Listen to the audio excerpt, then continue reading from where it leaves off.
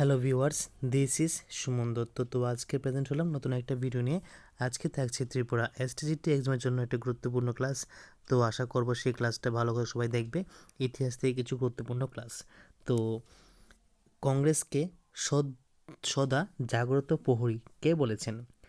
কংগ্রেসকে সদা জাগ্রত প্রহরী কে বলেছেন? উত্তরটা হয়ে যাবে রমেশচন্দ্র মজুমদার। কংগ্রেসকে সদা জাগ্রত প্রহরী বলেছেন। কত খ্রিস্টাব্দে জাতীয় কংগ্রেস প্রতিষ্ঠিত হয়? জাতীয় কংগ্রেসের প্রতিষ্ঠা হয় 1885 খ্রিস্টাব্দে। কবে? 1885 খ্রিস্টাব্দে। আলিগড় আন্দোলনের মূল নেতা কে ছিলেন? আলিগড় আন্দোলনের মূল নেতা ছিলেন স্যার সৈয়দ আহমদ খান। তারপর কত খ্রিস্টাব্দে আলিগড় বিশ্ববিদ্যালয় গঠিত হয়? 1875 সালে। মুসলিমদের পাশ্চাত্য ও বিজ্ঞান বিষয়ে জ্ঞানের প্রয়োজন অনুভব করেন কে? সৈয়দ আহমেদ। কে? সৈয়দ আহমেদ। জাতীয় কংগ্রেসের প্রথম অধিবেশনে কতজন সদস্য ছিল? 72 জন। কতজন? 72 জন। জাতীয় কংগ্রেসের প্রথম অধিবেশনে সভাপতিত্ব কে করেন? উমেশচন্দ্র বন্দ্যোপাধ্যায়। কে করেন? উমেশচন্দ্র বন্দ্যোপাধ্যায়। সৈয়দ আহমেদের অন্যতম লক্ষ্য কী ছিল? মুসলিম সমাজে শিক্ষার বিস্তার ঘটানো। কি? মুসলিম সমাজে শিক্ষার বিস্তার ঘটানো। কুরআনই হলো প্রতিটি মানুষের প্রামাণ্য গ্রন্থ। কে বলেছেন? সৈয়দ আহমেদ বলেছেন। তারপর তাহজিব উল আখলাক কোন ভাষায় অনুদিত হয়? উর্দু ভাষায়। কোন ভাষায়? উর্দু ভাষায়। স্যার সৈয়দ আহমেদ প্রকাশিত ইংরেজি পত্রিকার নাম কি? পিওনিয়ার। ঠিক আছে। স্যার সৈয়দ আহমেদ কত খ্রিস্টাব্দে মুসলিমদের মধ্যে বিজ্ঞান চর্চার উদ্যোগ নিয়েছিলেন? এটা হলো কি? 1864 সালে। ট্রান্সলেশন সোসাইটি কে প্রতিষ্ঠা করেন? সৈয়দ আহমেদ খান। কি? Translation society. কোন বছর আলিগড় কলেজ বিশ্ববিদ্যালয়ে রূপান্তরিত হয়? 1920 সালে। সৈয়দ আহমেদ কোনটির সমর্থক ছিলেন? এখানে হিন্দু মুসলিম মৈত্রীর সমর্থন ছিলেন। কত খ্রিস্টাব্দে sir Syed Ahmad Khan Aligarh Anglo Indian college প্রতিষ্ঠা করেন? 1875 খ্রিস্টাব্দে।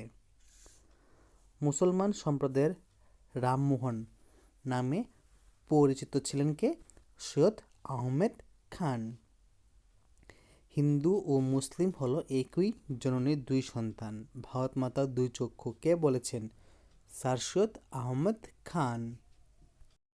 লয়াল মোহামেডানস অফ ইন্ডিয়া গ্রন্থটি কার? স্যার সৈয়দ আহমেদ খানের।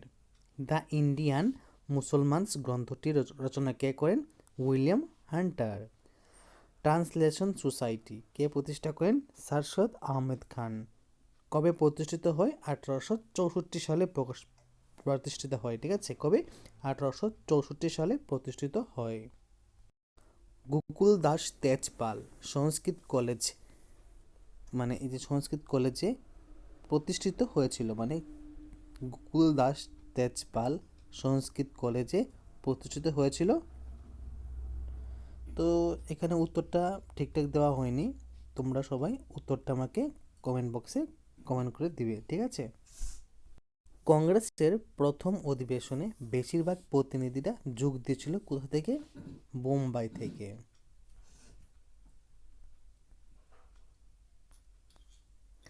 কংগ্রেসের আদি পর্বের নেতৃত্বকে কি বলা হয়? নরমপন্থী। তো নরমপন্থীদের আবেদন নিবেদন নীতিকে রাজনৈতিক ভিক্ষাবৃত্তি কে বলেছেন? চরমপন্থীরা।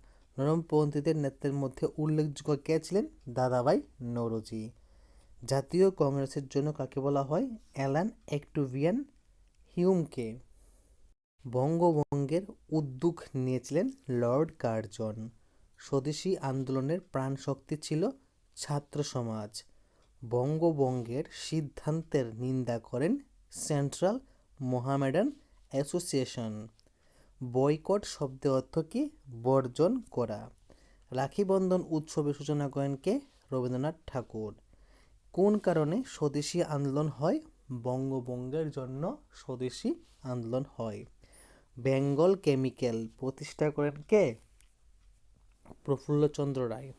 ঢাকায় অনুশীলন সমিতি প্রতিষ্ঠিত হয় 1906 খ্রিস্টাব্দে। জাতীয় শিক্ষা পরিষদ কখন গঠিত হয়? 1906 খ্রিস্টাব্দে। কত তারিখে ইংরেজ সরকার বঙ্গভঙ্গের কথা ঘোষণা করেন? 1905 সালে 19 জুলাই। বঙ্গভঙ্গের সময় বড়লাট কে ছিলেন? Lord Curzon.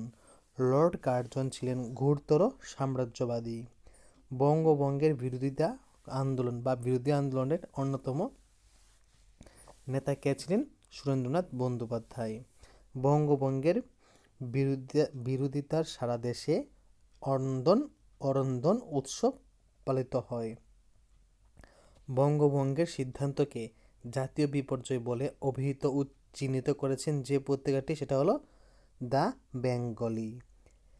বঙ্গভঙ্গের বিরুদ্ধে অরন্দন উৎসবকে ডাক দিয়েছিলেন রামেন্দ্র সুন্দর ত্রিবেদী। বঙ্গভঙ্গের প্রস্তাব কার্যকর হয় 1905 সালে 16 অক্টোবর। বঙ্গভঙ্গকে কেন্দ্র করে সূচনা হয়েছিল স্বদেশী ও বয়কট আন্দোলন। তো আজকের জন্য গুরুত্বপূর্ণ প্রশ্নগুলির উত্তর এখানে শেষ। কীরকম হয়েছে অবশ্যই আমাকে এখানে কমেন্ট বক্সে কমেন্ট করে জানাবে। আর এরকম আরও গুরুত্বপূর্ণ প্রশ্ন পেতে হলে তাহলে অবশ্যই চ্যানেলটাকে সাবস্ক্রাইব করে রাখবে এবং নোটিফিকেশনে অল প্রেস করে রাখবে। তো দেখা হচ্ছে একটি গুরুত্বপূর্ণ ভিডিওতে। এখনও অবধি যে প্রথম থেকে শেষ শুধু দেখেছো, তোমাদেরকে অসংখ্য ধন্যবাদ।